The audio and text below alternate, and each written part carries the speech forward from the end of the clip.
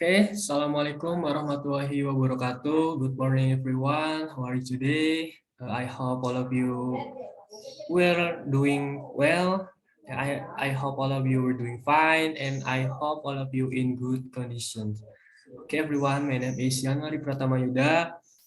I am from class 1B English Education, and I am student of Swadaya Gununjati University, Faculty of Education and Science. So today I would like to finish my middle test. The subject is an introduction to English literature. So I have a text, a video about the history of literature, and I make this video to complete the test. So I am from class 1B and my student ID number is 1210600 and 45.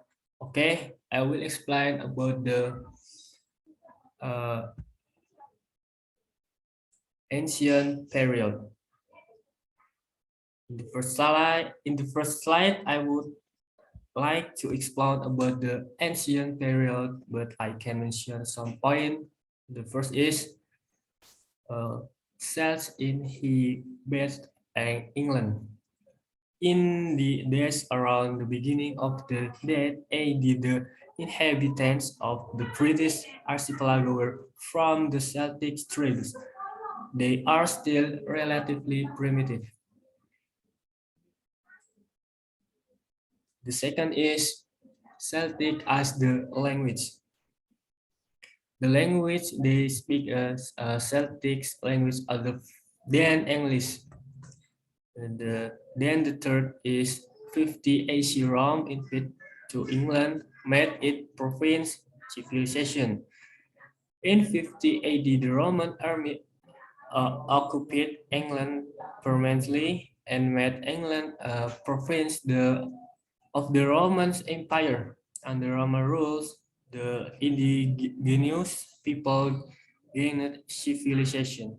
And then in the 410, Roman soldiers withdrawn for good. In 410, the Roman army withdrew from England for good.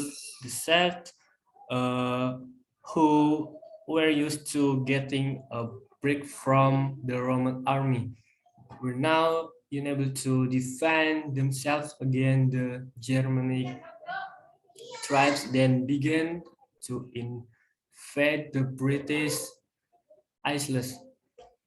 And then Celts turned back toward Germanic invasion, or used English and Saxon from northern Germany.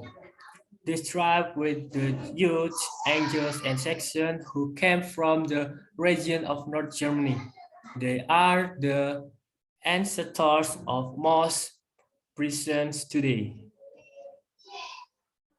And language turned to ancient English and Anglo-Saxon, Middle English, and approximately 1,100 years to 1,500 modern English, 1,500 to present.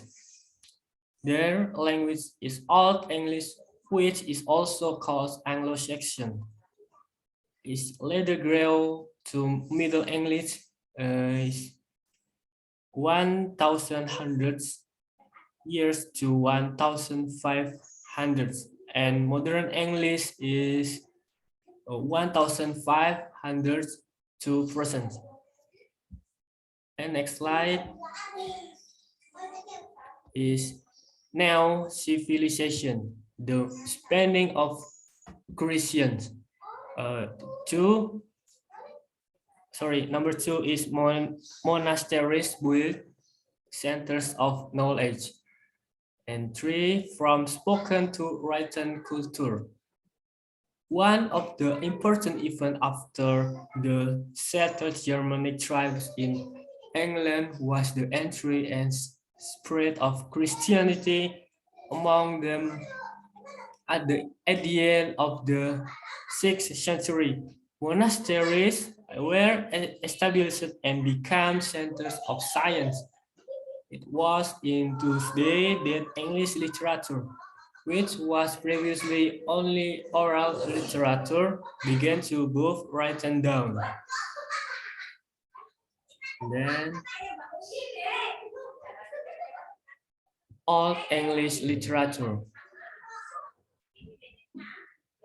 refers to poetry and prose written in Old English in early medieval England from the 7th century to the 6th and after the Normans' conquest of 1066 is period often termed Anglo-Saxon England.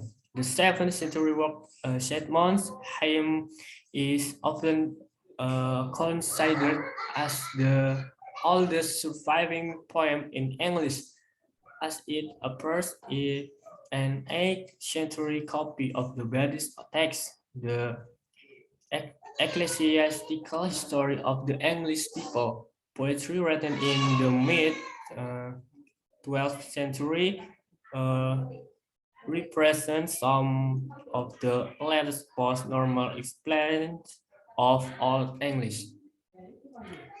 The first point is divided into two, those carried by Germanic tribes and the old ones. Old English literature can be divided into two groups, include in the first group is literature to be the Germanic tribes from their home, centuries in the European continent, and the old ones are only verbal. Included in the second group is literature created after the tribes settled in the British Isles. And the second point, the two were recorded for the sex of Christian. But this of two group can be stored until now is in writing of from thanks to the century of Christianity is in the British Isles. It was the monks who collected and wrote down the result of literature, and then monks rules. Threefold the two groups of literature after being written are inspirable from Christian influence. This is more apparent in the second group, while the first group still saw strong pagan elements. And then is Beowulf as the reflection of the social condition at the time. The greatest work in ancient English literature was Beowulf. This work is a poem consisting of lines and including a kind of folk epic and story of heroism that has long lived among the people and whose creator is no longer known. This poem is a story about the experience and action of the heroes of a young hero named Beowulf. He defeated and killed a powerful predator. In the inhabitants of the coastal swamps named Grendel, who had met the century of King Hrothgar, Unshap. Years later, Beowulf himself and was killed in his struggle to save in the country from an equally terrible enemy. A firefighting dragon snake. For a reader today, this rhyme story feels impossible. But the nature of the hero, the social condition depicted, as well as the painting of the motive and ideals that move to Germanic people, make this poem very valuable is a reflection of the life of that era.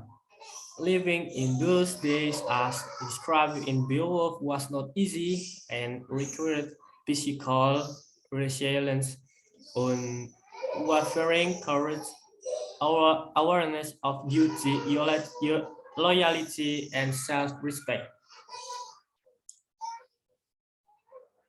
And then uh, other Anglo-Saxon poems see war, town ruins, living as an expressive living is a minstrel, e.g., the Battle of Bernanburg, the Battle of Maladon, the Seafarer or monologue, the ruins, and the deer or minstrel. And then other Anglo-Saxon range the shorter than Beowulf and are generally an expression of Germanic feelings toward in that touch their souls like war. The magnificent yet enchanting sea, the ruins of a city living as an uh, outcast, and the livelihood of a singer or minstrel.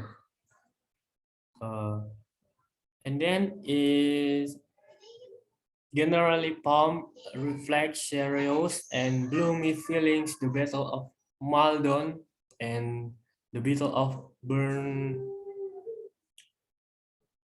Bernanburg, for example, describe with patriotism the battle fought by the heroes Anglo-Saxon both in victory and in defeat. The Sefer is a monologue in which the presenter describes the dangers and difficulties of the ocean, but he always wanted to get back against those challenges. In the ruins, the poet contemplates the ruins of a city that once was perilous and impressive, but now live a tragic ruin. There is one of those ruins about a singer or minstrel who for years but his master but is now banished because he is old and replaced by young person, but he did not complain because there that is the case with life. For him, his time was over and he was replaced by a young person.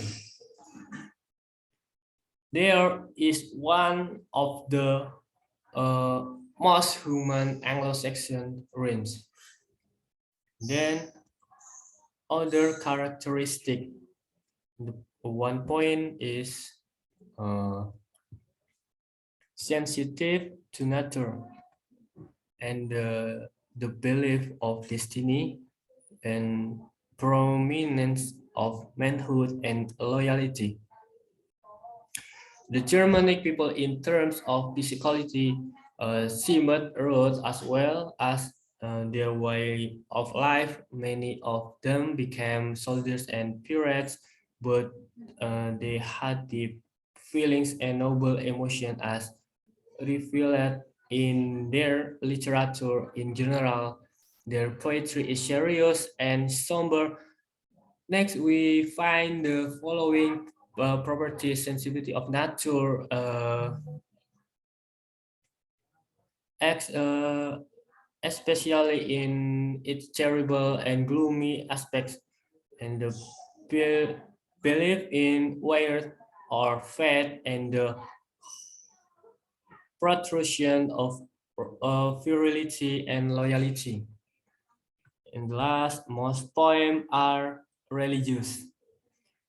More than half of Anglo-Saxon poems are poetry. Most of those poems are translation and chapter of the Old and New Testament, the story of science and devotional and didactic realms. The most important realms organized in the Northumbria and Mercia regions and were created in the 7th and 8th centuries. And the next slide is early English poets. Sorry, ada typo sedikit.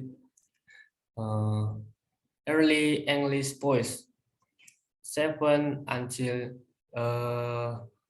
8th century.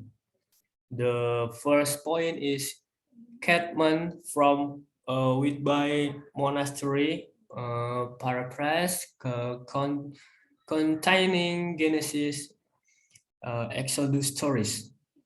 The earliest English poet whose name we know was Catman, resident of Whitby Abbey. The story of how he gained the ability to recite and then create beautiful English rhythm based on the story of the gospel. We find in the writing of Bede, is a writer of scholar of Northumbria 7th century. The greatest work then Cotman thought to have written are the presses contouring the stories Genesis, Exodus, and part of Daniel. And the second point is Wolf from Anglia, the Chris Julians, the fates of the Apostis and Alan, the only English post mentioned at his time. In the 8th century, a poet from the Anglia region named Wolf also wrote religious verses, including the Chris Juliana, the faith of the apostles. And Elan, he was the only ancient English poet to put his name on his works. And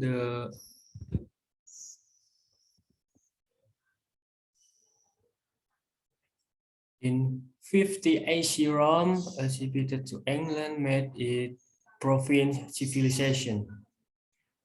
In addition to the poem above, there are still a number of other Old English rhymes that are religiously themed and whose author is not known with certainty. All these ancient English religious rhymes of this kind are the same as the religious rhyme in other literatures in Western Europe in the Middle Age. This suggests that Britain is no longer just Germanic, but has become part of Western Europe in general in terms of belief and ideas, thanks to central contract with Rome. Okay, next slide is the invasion of Scandinavian. The first point is Northumbria destroyed. Towards the end of the 8th century, Scandinavian invaded coastal areas of England and destroyed Northumbria. The second point is all cultural heritage and literary works destroyed. All cultural results that had been archived up to that time were destroyed, including the literature of the area. The third, only small fragments remains written in West Saxon. All that remains is a small number of fragments of several works. Most of the work of Northumbria heritage that are still preserved today are translations in the West Saxon dialect. These translations were done by the scholars of King Alfred, who had succeeded in subduing the Scandinavians. In the last point, the end of Anglo-Saxon literature period. The king of West Saxon tried to save the cultural result that Northumbria had achieved with great difficulty, but the real literature of Northumbria was no longer helped. And with the extinction of Northumbria literature and the period of Anglo-Saxon literary poetry, but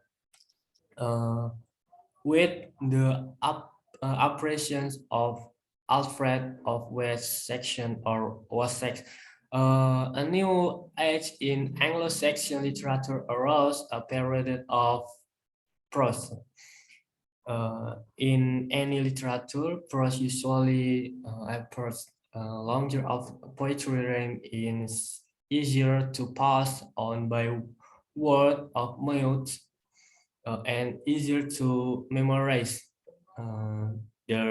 These traits are especially important in an age where in the lion's share of society cannot read and write. But this area and everything else have been destroyed and has the state of England in general, including the West Saxon, in measurable state due to Scandinavian attacks. So when the situation allowed again, Alfred tired and restored England to the level of culture that had been achieved in his time. But the path taken is through education, and for this it is necessary books in English in order for these people to know the history of his people. Alfred translated Ben's ecclesiastical history of the English people, originally written in Latin. Alfred also ordered to collect and record important events in his kingdom.